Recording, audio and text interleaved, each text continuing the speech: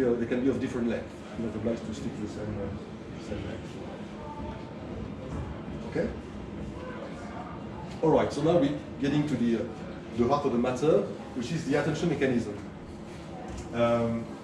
So it was created initially to address the problem of the bottleneck. In fact, here, this thing is of a fixed size. It's like a vector. And if you have a small sentence, maybe you'll be able to capture everything in that vector. If you have a very long sentence, maybe this vector won't be big enough to capture everything. So this was sent as a bottleneck, and in 2015 actually, 2015, there was this idea of proposing an attention mechanism, which I will try to explain, which is a bit more intricate, and we'll try to explain on this visual. So first of all, what it does, it creates annotation or hidden space, basically, of the sequences. So here they use an LSTM, and they go through the LSTM, and they create one output for each sequence. Okay? But because we have all the sentence, they thought it was clever as well to take it the other way around as well, and start from the end and process the same way. So here you have something which encapsulates all the information from X1 and X2, and here you have something which encapsulates all information from XT to X2. Does that make sense? Yeah? So one is the encoding going this way, one is going this way. Then they concatenate it, and they have something which encompasses information about X2 in that example, but X2 and all that follows and all that precedes. So you get some kind of a representation of this specific word in its context. Okay? So remember, instead of having only one context vector here that we'll be able to decode, we have T context vectors. Okay, but we have them simultaneously. So now what they do, then, they produce a context vector from all these annotations by weighing them with weights alpha 1, alpha 2, alpha 3, alpha t. Okay? The beauty of it is that these weights depend on the stage you are. So basically, for this stage t minus 1, I want to have one context to produce my next word. I take all these annotations, I do a weighted average which is specific to here, to have my context, and then moving on to the next stage, I will do a different weighing to have a different context vector. So instead of having, previously we had a choice between two options, either T vectors or only one context vector.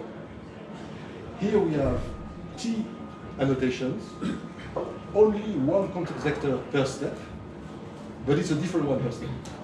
So that's the way it actually manages to, of course the trick is in the weight, because maybe for this one, I want to pay attention to this word and that one only to this word, for instance. In that case, I'm able to select what the model wants to look at. Yes? These ATs, they switch around or they're pre-learned? Sorry? The AT, these T vectors, they are updated as well. Yeah. Well, okay, actually, this basically in the encoder is based on the initial sentence. Once it's calculated, it's fixed. Yeah. For your sentence, you have your annotations. Yeah. It's let's say, encompasses all the information you need about your initial sentence. Yeah. Then, these weights, they produce what they call the attention mechanism or the attention function. And it's, maybe it becomes a bit clear. Let me show a bit more how it works. At every stage, you compare the stage you're in with every of the annotation vectors, and you create the alpha. And the alpha is a function, it's a learn function, and it's fixed. But of course, every parameter, every input varies. The function that creates this is learned and fixed. If you move forward, it's the same annotation, but from a different stage. Okay? This is answer, And so basically, this A, which is between when the notations are inconsistent, the T is the I. It compares the step with the annotation. So what do I want? What is my internal state of my target system compared to each annotation? And I see what is the word or the words the most relevant for my current context to actually select them by weighing them, if that makes sense. Okay? So that's an attention function. And then what we do very classically, we apply softmax. So the sum of this alpha is 1, which is in a way saying important words, not important words. And to create the context vector here, we just use the weights on the annotations.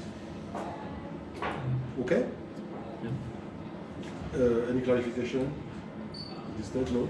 So basically that was this attention that was introduced in this paper, and attention was used between these two recurrent models, the objective being to remove the bottleneck between the two, right? So the way they formalize it, and it's useful in the paper, they say that basically what we call the S is the query. So the query is your state, the next stage. H, which are the attention parameters, basically the things with which you want to compare, you want to test the relevance, are called keys. That's like a matrix K.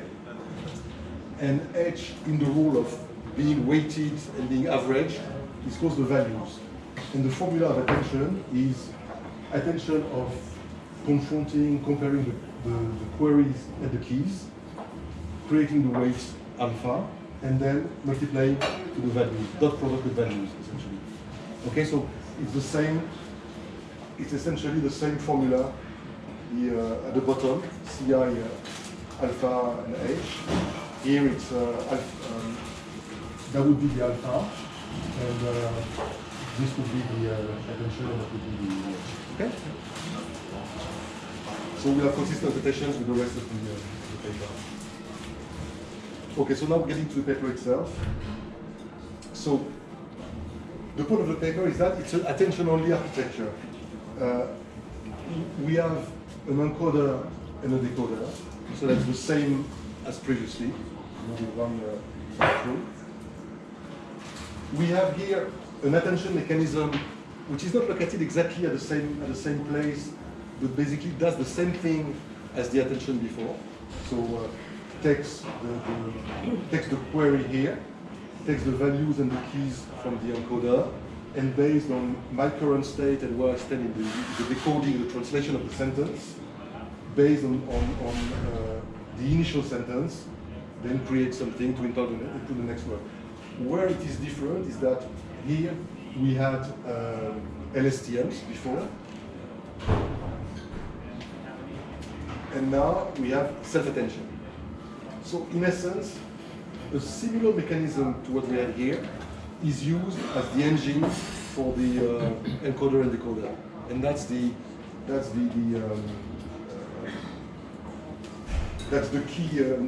key idea of this paper. What I don't find very clear myself, and I hope we'll be able to discuss this, is actually why it works. Because you know the LSTM